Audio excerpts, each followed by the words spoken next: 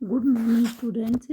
आज हम हिमालय की चोटी पर कविता के शब्दार्थ और बहुविकल्पी प्रश्न करने के बाद लघु उत्तरीय प्रश्न करेंगे। लघु उत्तरीय प्रश्नों में आपका पहला प्रश्न है, इस कविता का मूल भाव क्या है। कविता का मूल भाव, जब कविता का परिचय बताया था तब भी आपको सबसे पहली बात यही बताई थी कि कविता के अंदर उत्साह एवं जोश का भाव है और जीवन जो है रुकने का नाम नहीं है, निरंतर ही आगे बढ़ने का ही नाम है। तो यहाँ पर प्रश्न के आधार पर आपका उत्तर बनेगा, कविता का मूल भाव उत्साह एवं जोश का है, जिसमें लगातार आगे बढ़ना है, रुकना नहीं है। अब दूसरा प्रश्न देखिए। दूसरा प्रश्न है आपका, आगे बढ़ने के लिए क्या आवश्यक है। सही उत्तर पर सही का निशान या राइट का निशान लगाइए। तो यहाँ पर जो शब्द दिए हुए हैं वो सभी हमने कविता में पढ़े थे। तो आगे बढ़ने के लिए क्या आवश्यक है, सबसे पहला है आपका हौसला।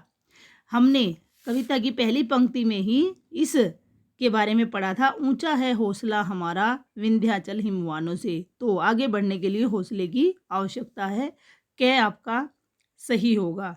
उसके बाद दूसरा है आपका कल्पना। कल्पना भी आगे बढ़ने के लिए आवश्यक है। ऊंची है कल्पना हमारी अंदर के अभिमानों से। कविता की पंक्ति में कल्पना के लिए भी बात यही आई थी। उसके बाद हिम्मत।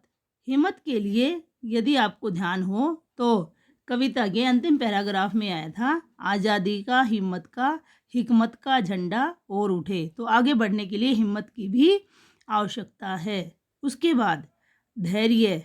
तो धैर्य का भी इसमें कवि ने जिक्र किया था कि हमें जब कोई मुश्किल आ जाती है तो धैर्य से काम लेना चाहिए। तो इस प्रकार दूसरे प्रश्न के आपके ये चारों ऑप्शन ही सही हैं। आगे बढ़ने के लिए हौसले की भी आवश्यकता होती है, कल्पना की भी, क्योंकि यदि कल्पना नहीं होगी तो आगे बढ़ने का कोई रास्ता भी तैयार नहीं होगा कि हमें क्या पाना है।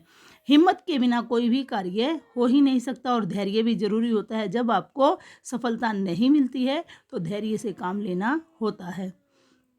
अब पुस्तक के अनुसार तो उपयुक्त सभी उत्तर सही हैं, अड़े इसका ऑप्शन सही हो जाएगा। लेकिन जब आप इसको कॉपी में लिखेंगे तो आप उपयुक्त सभी ना लिखकर इन चारों शब्दों को लिखेंगे, क्योंकि उत्तर उपयुक्त सभी लिखने का अर्थ होता है कि जो शब्द आपने लिखे ही नहीं उसके बारे में कोई जानेगा कैसे। तो सभी बच्चे ध्यान से दूसरे प्रश्न का उत्तर चारों शब्दों को, हौसला, कल्पना, हिम्मत और धैर्य को लिखेंगे, ताकि अगर कोई प्रश्न आपका पढ़ता है तो उसको उत्तर का भी ध्यान रहे कि इसका उत्तर यह हो सकता है। उपयुक्त सभी लिखने का मतलब होता है कि जो आपने लिखा है वो उत्तर से कहीं मिलता जुलता है ही नहीं। यदि पुस्तक होती है तो वहाँ पर अड़े ऑप्शन जो है उपयुक्त सभी सही होता है।